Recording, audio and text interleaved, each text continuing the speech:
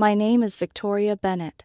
I was 34 years old when I finally realized that some families don't break apart because of one terrible moment. They break apart because of 1,000 smaller moments that everyone pretends not to see. Looking back now, people assume the disaster started at that dinner table. It didn't. The dinner was simply the moment nobody could hide the truth anymore. My son Liam was 12.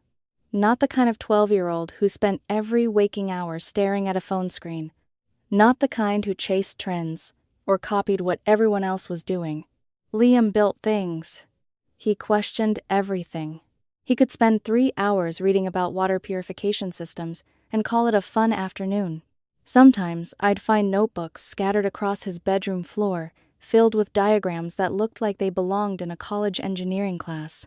For weeks he had been working on a project for the regional science fair, a fully functioning aquatic ecosystem, sensors, water circulation, automated chemical balancing, microorganisms, plant life, everything connected together in a closed-loop system.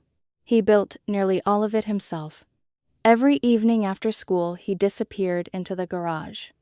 Every night he'd come inside covered in dust, carrying pages of notes. I remember asking him once if he wanted help. He smiled without looking up from his calculations. I want to figure it out myself. That was Liam. Quiet determination. The science fair finally arrived on a Saturday morning. I sent photos to my parents beforehand. No response. Not unusual. They had always been more interested in my sister Caroline's family than mine, especially her son, Mason, the golden grandchild, the future success story, the family prodigy, at least according to everyone except reality. Still, my parents showed up at the fair. Of course they did. They never missed an opportunity to appear supportive when other people were watching. Mason was competing too. His project involved a drone delivery system for school lunches. Flashy, crowd-friendly, the kind of thing adults immediately understood. My brother-in-law Richard was a mechanical engineering professor. That detail mattered more than anyone wanted to admit, because standing there watching Mason present, I had a nagging feeling I wasn't looking at a 13-year-old's work. I was looking at an adult's work wearing a child's name tag. Meanwhile, Liam stood beside his display quietly answering questions, and people kept gathering. One judge stayed nearly 20 minutes. Another asked Liam if he'd received help from an engineer. Liam simply opened his notebook and started explaining the nitrogen cycle inside aquatic environments. The judge listened, then listened some more. By the time he walked away, he looked genuinely stunned. I should have known then that something important had happened, but I was too focused on another familiar feeling, watching my parents, watching who they paid attention to, watching where their eyes naturally drifted, always toward Mason, never toward Liam. After the fair, my parents invited everyone to their house for what they called a joint celebration. The moment we walked inside, I knew exactly what kind of celebration it would be. Blue and silver balloons filled the living room. Mason's school colors, a banner, hung across one wall. Photos of Mason's presentation had already been printed. Not a single photo of Liam. Not one. Nathan noticed too. My boyfriend squeezed my hand. Just once. A silent warning. Est-il question? Are you okay? I wasn't, but I smiled anyway, because mothers get very good at pretending. Dinner began normally enough.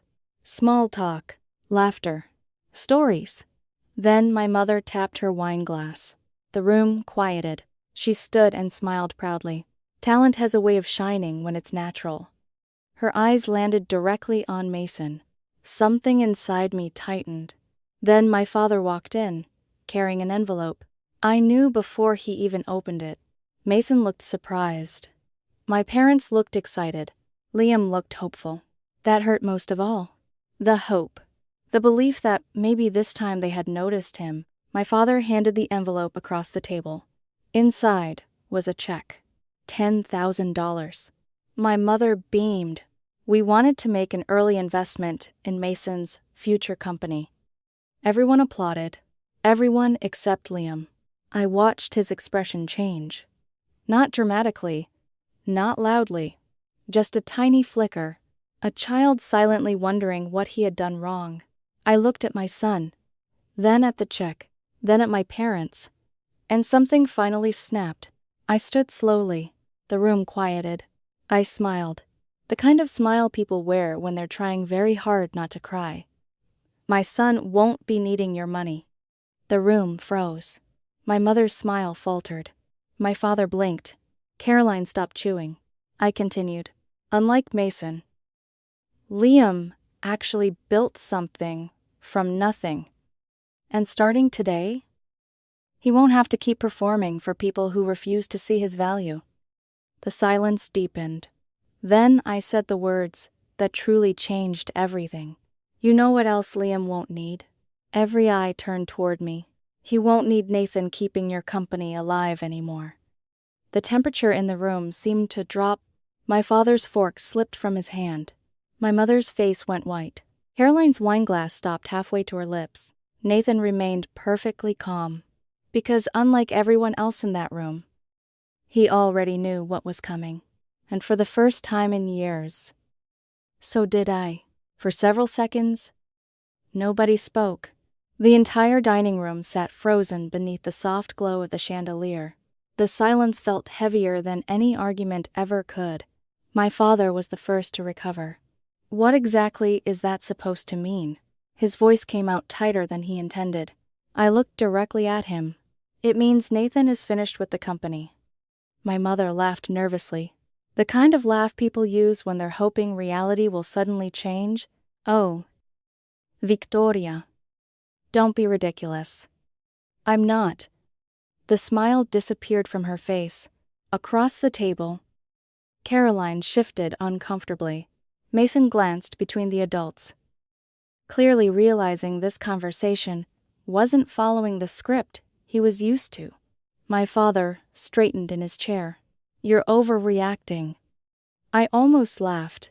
Overreacting. The word they always used whenever someone finally confronted them.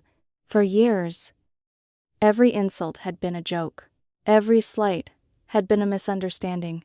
Every act of favoritism had been an accident.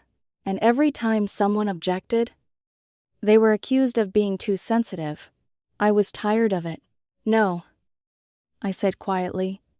I've been underreacting for 12 years. Nobody had an answer for that. Nathan finally spoke. His voice remained calm and professional. Effective next week. All consulting services will end. My father stared at him. You can't be serious. I am. You helped build those systems. I did. You know how much of the operation depends on them. Nathan nodded. I do. The room grew even quieter. Because suddenly, everyone understood. This wasn't an emotional threat. It was already happening. My sister finally jumped in. Mom and Dad were only trying to encourage Mason. I looked at her. No. They were trying to reward him. What's the difference? The difference is that encouragement doesn't require humiliating another child. Caroline's face reddened. My mother immediately rushed to defend her. Nobody was humiliating Liam. I turned toward Liam. He was staring at his plate, not speaking, not complaining, not crying, just sitting there. That silence told me everything. Children learn early when their feelings don't matter. Liam had learned that lesson far too young. You didn't even look at his project binder. I said. Neither of my parents answered, because they couldn't. The binder sat on the chair beside Liam, untouched, still closed. My son had brought weeks of work, hoping his grandparents would care enough to ask a single question. They never had. My father cleared his throat. We can discuss this like adults. I shook my head. No. We're done discussing. Then I dropped the final piece. The software systems Nathan created remain licensed under his company. The color drained from my father's face. He understood immediately. The spreadsheets, the inventory automation, the logistics tracking, the vendor management platform, the entire structure that kept his business functioning. Nathan had built all of it. Not because he was asked. Not because he was paid properly. Because he believed family helped family. And now family had reminded us exactly where we stood. My mother looked frightened. For the first time, all evening. Genuinely frightened. Surely we can work something out. Nathan stood. No. One simple word. Nothing dramatic. Nothing angry. But it ended the conversation. I walked around the table and placed a hand on Liam's shoulder. We're leaving.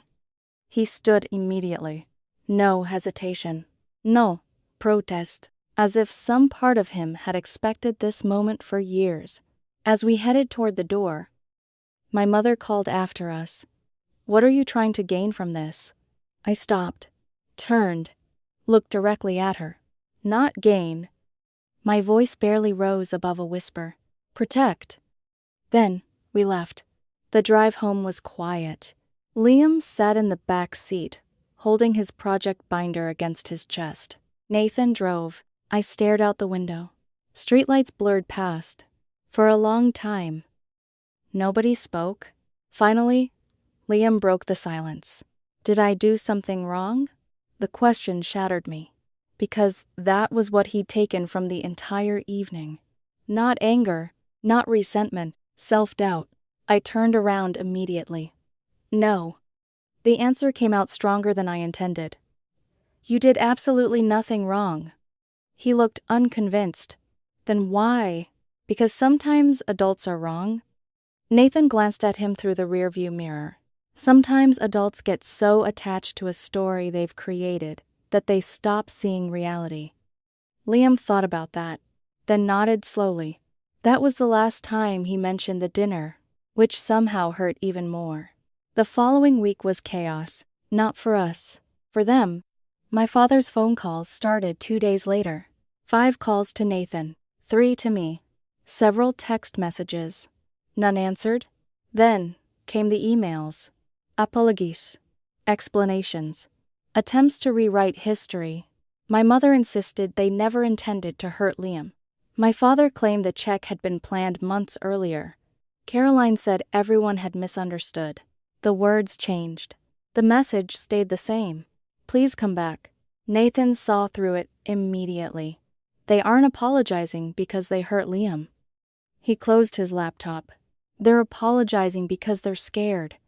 He was right. The business began showing cracks almost immediately, without Nathan monitoring operations. Problems surfaced everywhere. Vendor disputes, inventory mistakes, shipping delays, missed deadlines.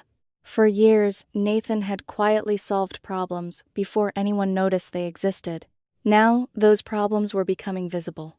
2 weeks after the dinner, we heard a major client had left. Another was threatening legal action.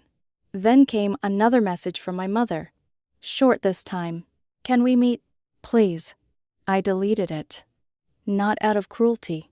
Out of exhaustion. Meanwhile, Liam simply moved forward. One evening, I found him sitting at his desk, surrounded by sketches, blueprints, calculations, notes. He looked completely absorbed. What are you building now? He looked up. A small smile appeared. I think I can design a system that sorts plastic waste automatically. I laughed softly. Of course he could. While other people obsessed over recognition, Liam obsessed over solutions. That same night, another email arrived.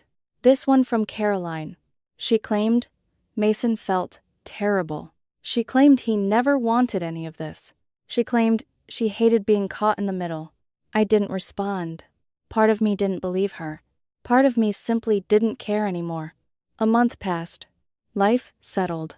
The calls stopped. The messages slowed. Then one afternoon I received a voicemail from an unfamiliar number. I almost ignored it. Something told me not to. The voice introduced himself as Dr. Halverson, one of the science fair judges. I remembered him immediately. Tall, gray-haired, glasses, The man who had spent an unusually long time studying Liam's project. He explained that he'd continued thinking about Liam's work after the competition. At first, he admitted, he hadn't believed a 12-year-old could have designed such an advanced system independently.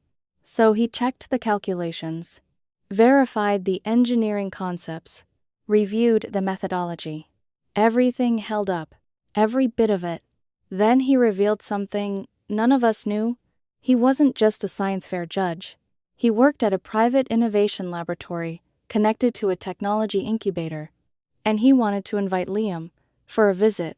No promises, no pressure, just an opportunity. When I told Liam, he listened quietly, then nodded.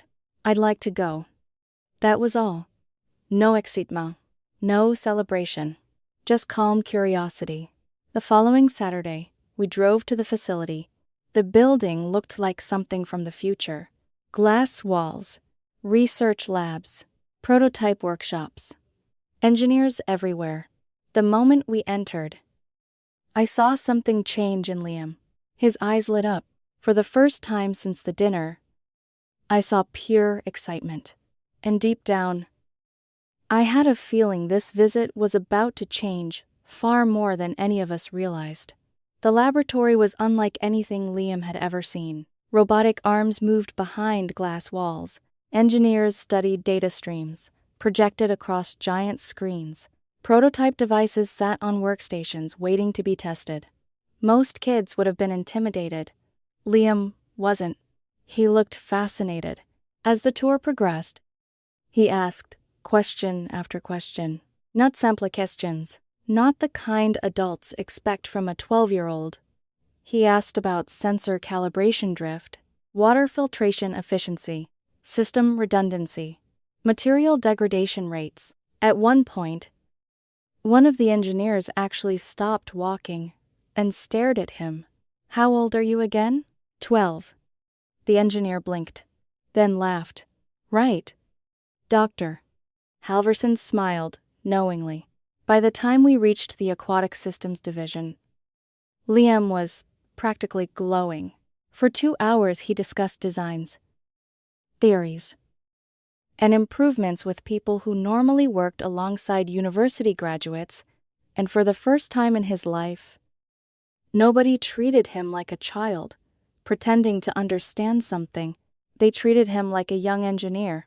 Before we left, Dr. Halverson asked if he could speak with us privately. We followed him into a conference room, overlooking the research floor. He folded his hands together. I've met students like Liam before. My heart skipped, but very few. Liam looked down at the table, still uncomfortable with praise, still expecting a catch. Dr. Halverson continued, we run a youth mentorship program. I exchanged a glance with Nathan. The scientist smiled. We usually accept 3 or 4 students each year. Then he looked directly at Liam.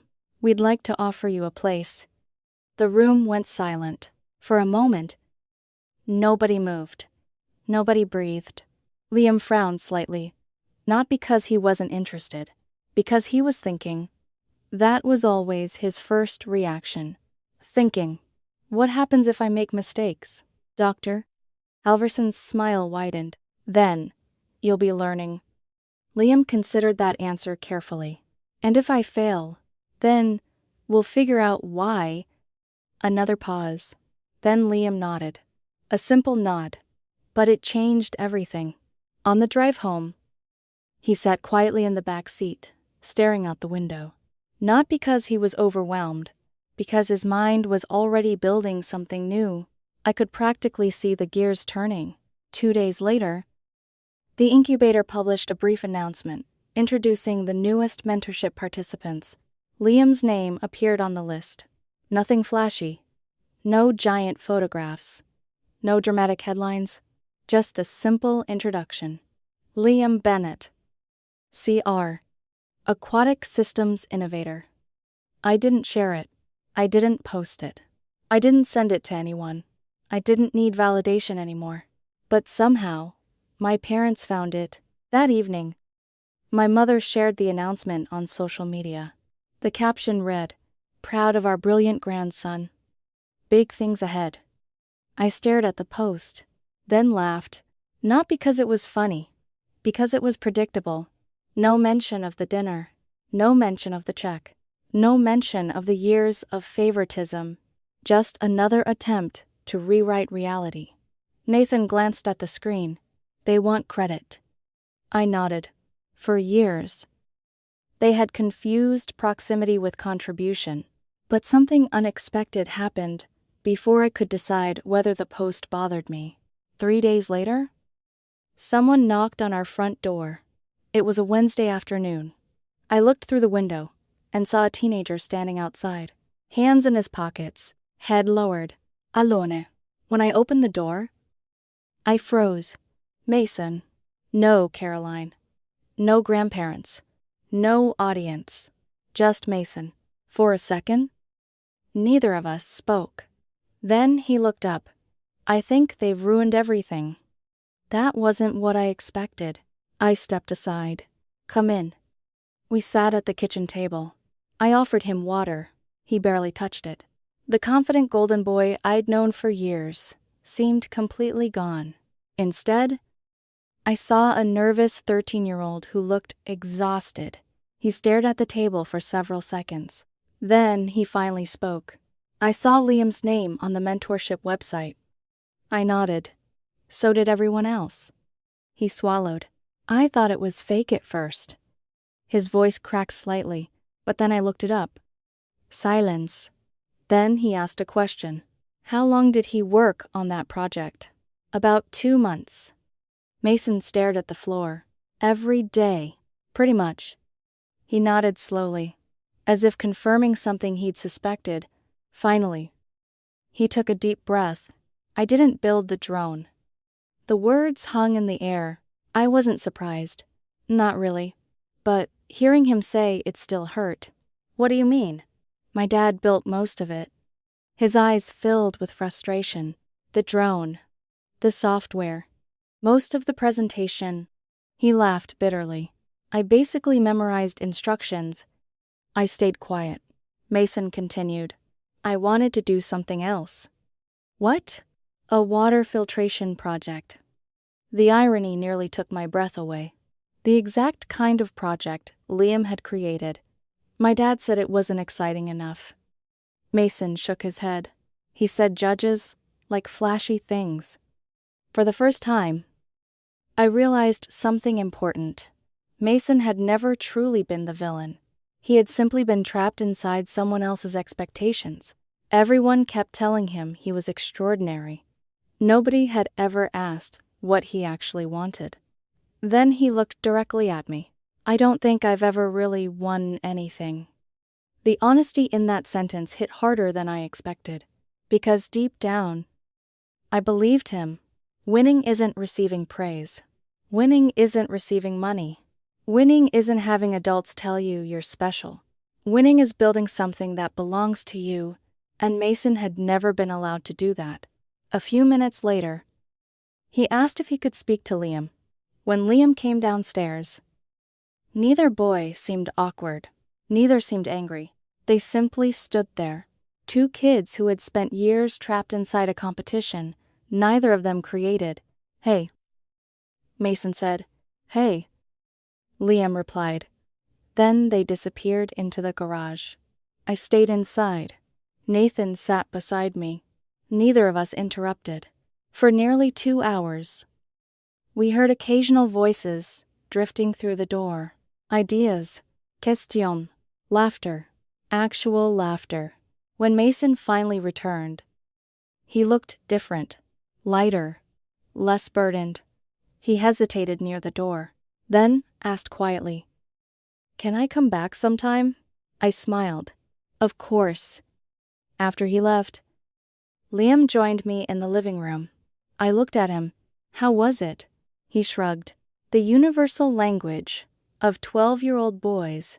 Then he said something that stayed with me. "I think he just wants to build something real." That was it. The entire story. Not the check. Not the science fair. Not the family drama.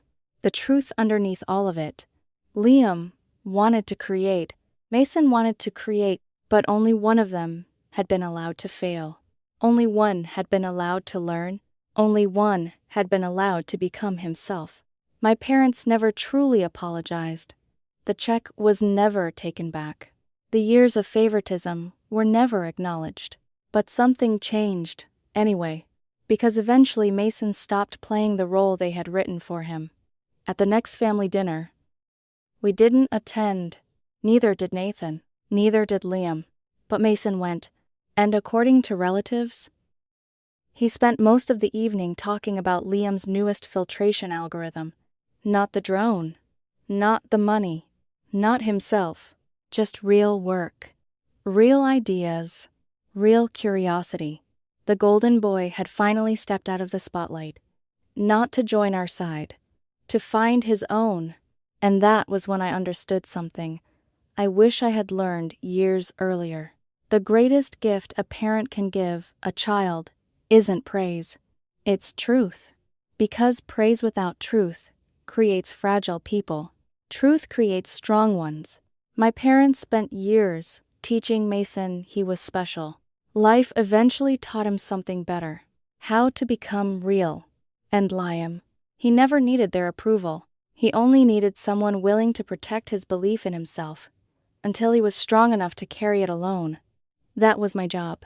And for the first time, in a very long time, I knew I had finally done it.